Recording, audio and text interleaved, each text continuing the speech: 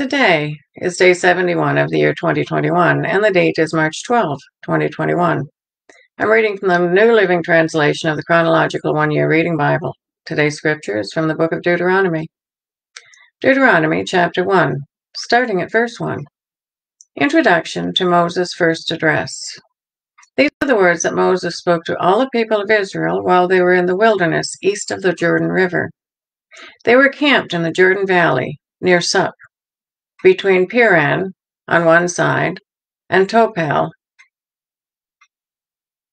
Laban, Hazarath, Dizarhab on the other. Normally, it takes only 11 days to travel from Mount Sinai to Kadesh Barnea, going by way of Mount Seir.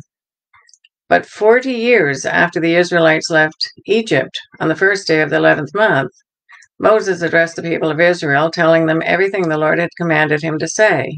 This took place after he had defeated King Sihon of the Amorites, who ruled in Heshbon, and at Edrei had defeated King Og of Bashan, who ruled in Ashtaroth. While the Israelites were in the land of Moab, east of the Jordan River, Moses carefully explained the Lord's instructions as follows. Heading, the command to leave Sinai. When we were at Mount Sinai, the Lord our God said to us, "You have stayed at this mountain long enough. It is time to break camp and move on. Go to the hill country of the Amorites and to all the neighboring regions, the Jordan Valley, the hill country, the western foothills, the Negev, the coastal plain. Go to the land of the Canaanites and to Lebanon and all the way to the great Euphrates River. Look, I am giving all this land to you. Go in and occupy it, for it is the land the Lord swore to give to your ancestors, Abraham, Isaac, and Jacob, and to all their descendants." Heading, Moses appoints leaders from each tribe. Moses continued, "At that time, I told you, you are too great a burden for me to carry all by myself. The Lord your God has increased your population, making you as numerous as the stars. And may the Lord, the God of your ancestors, multiply you 1,000 times more and bless you as he promised. But you are such a heavy load to carry. How can I deal with all your problems and bickering? Choose some well-respected men from each tribe who are known for their wisdom and understanding, and I will appoint them as your leaders." Then you responded, "Your plan is a good one." So I took the wise and respected men you had selected from your tribes and appointed them to serve as judges and officials over you. Some were responsible for 1,000 people, some for 100, some for 50, and some for 10. At that time, I instructed the judges, "You must hear the cases of your fellow Israelites and the foreigners living among you. Be perfectly fair in your decisions and impartial in your judgments. Hear the cases of those who are poor as well as those who are rich. Don't be afraid of anyone's anger, for the decision you make is God's decision. Bring me any cases that are too difficult for you, and I will handle them." At that time, I gave you instructions about everything you were to do. Heading, Scouts explore the land. Then, just as the Lord our God commanded us, we left Mount Sinai and traveled through the great and terrifying wilderness, as you yourselves remember, and headed toward the hill country of the Amorites. When we arrived at Kadesh Barnea, I said to you, "You have now reached the hill country of the Amorites, and the Lord our God is giving to us. Look, he has placed the land in front of you. Go and occupy it as the Lord, the God of your ancestors, has promised you. Don't be afraid. Don't be discouraged. But you all came to me and said, 'First, let's send out scouts to explore the land for us. They will advise us on the best route to take and which towns we should enter.'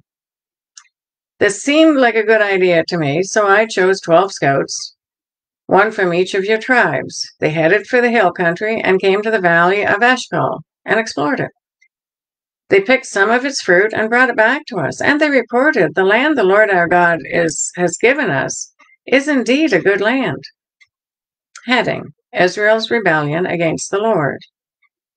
"But you rebelled against the command of the Lord your God and refused to go in. You complained in your tents and said, 'The Lord must hate us. That's why he brought us here from Egypt. to hand us over to the Amorites to be slaughtered.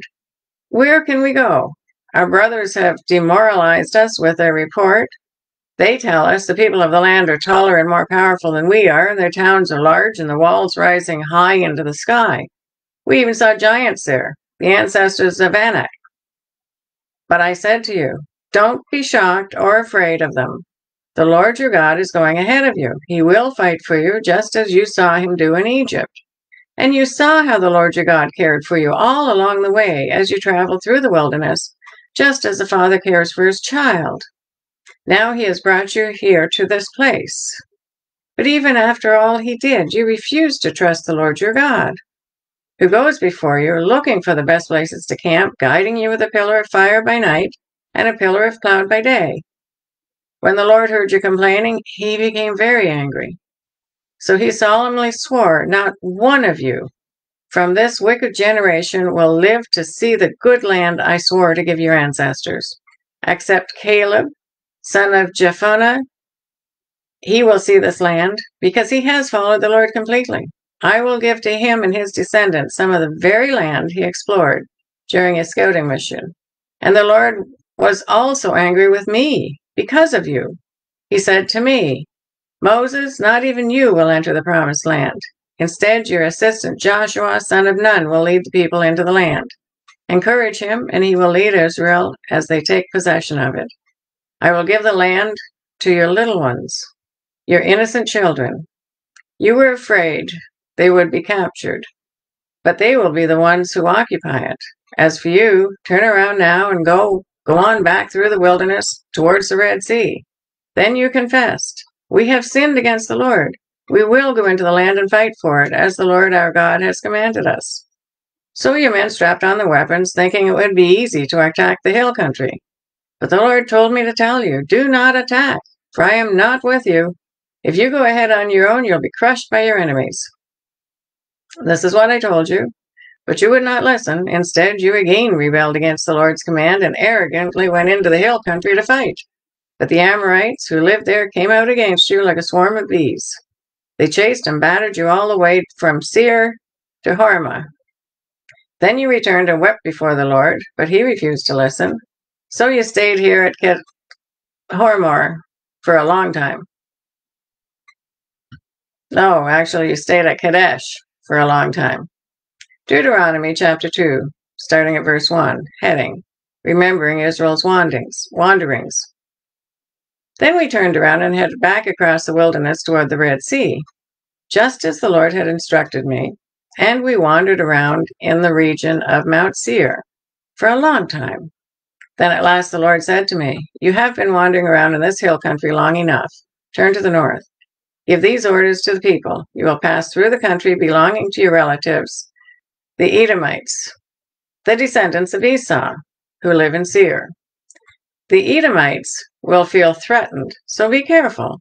Do not bother them, for I have given them all the hill country around Mount Seir as their property, and I will not give you even 1 square foot of their land. If you need food to eat or water to drink, pay them for it. For the Lord your God has blessed you in everything that you have done. He has watched your every step through this great wilderness. During these 40 years, the Lord your God has been with you, and you have lacked for nothing. So we bypassed the territory of our relatives, the descendants of Esau, who live in Seir. We avoided the road through Arabah Valley that comes up from Elath and Ezion Jirba. Then as we turned north along the desert route through Moab, the Lord warned us, Do not bother the Moabites, the descendants of Lot, who start a war with you, or start a war with them. I have given them Aor as their property, and I will not give you any of their land. A race of giants called the Emits had once lived in the area of Ar. They were as strong and numerous and tall as the Anakites, another race of giants. Both the Emits and the Anakites are also known as the Raphites, though the Moabites called them Emits. In earlier times, the Horites had lived in Seir, but they were driven out and displaced by the descendants of Esau. just as Israel drove out the people of Canaan when the Lord gave Israel their land. Moses continued, Then the Lord said to us, Get moving. Cross the Zered brook. So we crossed the brook. 38 years passed from the time we first left Kadesh Barnea until we finally crossed the Zered brook. By then, all the men old enough to fight in battle had died in the wilderness, as the Lord had vowed would happen. The Lord struck them down until they had all been eliminated from the community. When all the men of fighting age had died, the Lord said to me, Today you will cross the border of Moab at Ar and enter the land of the Ammonites, the descendants of Lot. But do not bother them or start a war with them. I have given the land of Ammon to them as their property, and I will not give you any of their land. That area was once considered the land of the Rephites, who had lived there, though the Ammonites called them Zazumites. They were also as strong and numerous and tall as the Anakites, but the Lord destroyed them so the Ammonites could occupy their land. He had done the same for the descendants of Esau who lived in Seir, for he destroyed the Horites, so they could settle there in their place. The descendants of Esau live there to this day. A similar thing happened when the Caphtorites from Crete invaded and destroyed the Avites, who had lived in the villages in the area of Gaza. Moses continued, Then the Lord said, Now get moving. Cross the Arnon Gorge. Look, I will hand over to you Sihon, the Amorite king of Heshbon, and I will give you his land. Attack him and begin to occupy the land. Beginning today, I will make people throughout the earth terrified because of you. When they hear reports about you, they will tremble with dread and fear. Heading: Victory over Sihon of Heshbon. Moses continued, From the wilderness of Kedemoth, I sent ambassadors to King Sihon of Heshbon with this proposal of peace. Let us travel through your land. We will stay on the main road and won't turn off into the fields on either side. Sell us food to eat and water to drink, and we will pay for it. All we want is permission to pass through your land. The descendants of Esau who live in Seir allowed us to go through their country, and so did the Moabites who live in Ar. Let us pass through until we cross the Jordan into the land the Lord our God is giving us. But King Sihon of Heshbon refused to allow us to pass through, because the Lord your God made Sihon stubborn and defiant, so he could help you defeat him, as he has now done. Then the Lord said to me, Look, I have begun to hand King Sihon and his land over to you. Begin now to conquer and occupy this land. Then King Sihon declared war on us and mobilized his forces at Hahaz. But the Lord our God handed him over to us, and we crushed him, his sons, and all his people. We conquered all his towns and completely destroyed everyone, men, women, and children. Not a single person was spared. We took all the livestock as plunder for ourselves, along with everything of value from the towns we ransacked. The Lord our God also helped us conquer Aroer on the edge of the Arnon Gorge, and the town in the gorge, and the whole area as far as Gilead. No town had walls too strong for us. However, we avoided the land of the Ammonites, all along the Jabbok River, and the towns in the hill country, all the places the Lord our God had commanded us to leave alone. Deuteronomy chapter 3, starting at verse 1. Heading: Victory over Og at Bashan. Next we turned and headed to the land of Bashan, where King Og and his entire army attacked us at Edrei. But the Lord told me, Do not be afraid of him, for I have given you victory over Og and his entire army, and I will give you all his land. Treat him just as you treated King Sihon of the Amorites, who ruled in Heshbon. So the Lord our God handed King Og and all his people over to us, and we killed them all. Not a single person survived. We conquered all 60 of his towns, the entire Argob region in his kingdom of Bashan. Not a single town escaped our conquest. These towns were all fortified with high walls and barbed gates. We also took many unwalled villages at the same time. We completely destroyed the kingdom of Bashan, just as we had destroyed King Sihon of Heshbon. We destroyed all the people in every town we conquered, men, women, and children alike.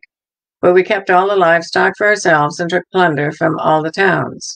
So we took the land of the 2 Amorite kings east of the Jordan River, all the way from the Arnon Gorge to Mount Hermon. Mount Hermon is called Syrian by the Sidonians, and the Amorites call it Senior. We had now conquered all the cities in the plateau and all Gilead and Bashan as far as the towns of Salcah and Edrei, which are part of Og's kingdom in Bashan. King Og of Bashan was the last survivor of the giant Rephaites. His bed was made of iron and was more than 13 feet long and 6 feet wide. It can still be seen in the Ammonite city of Reba, heading land division east of the Jordan. When we took possession of this land, I gave to the tribes of Reuben and Gad the territory beyond Aroer along the Arnon Gorge, plus half the hill country of Gilead with its towns. Then I gave the rest of Gilead and all of Bashan, Og's former kingdom, to the half-tribe of Manasseh. This entire Argob region in Bashan used to be known as the land of the Rephaites. Jair, a leader of the tribe of Manasseh, conquered the whole Argob region in Bashan, all the way to the border of the Gershonites and Marakathites. Jair renamed this region after himself, calling it the towns of Jair, as it is still known today. I gave Gilead to the clan of Machir, but I also gave part of Gilead to the tribes of Reuben and Gad. The area I gave them extended from the middle of the Arnon Gorge to the south of the Jabbok River on the Ammonite frontier. They also received the Jordan Valley all the way from the Sea of Galilee down to the Dead Sea, with the Jordan River serving as the western boundary. To the east were the slopes of Pisgah. At that time, I gave this command to the tribes that would live east of the Jordan. Although the Lord your God has given you this land as your property, all your fighting men must cross the Jordan ahead of your Israelite relatives, armed and ready to assist them. Your wives, children, and numerous livestock, however, may stay behind in the towns I have given you. When the Lord has given security to the rest of the Israelites, as he has to you, and when they occupy the land the Lord your God is giving them across the Jordan, then you may return here to the land that I have given to you. That is a reading for day 71. God bless each and every one of you, and may God be with you until we meet again.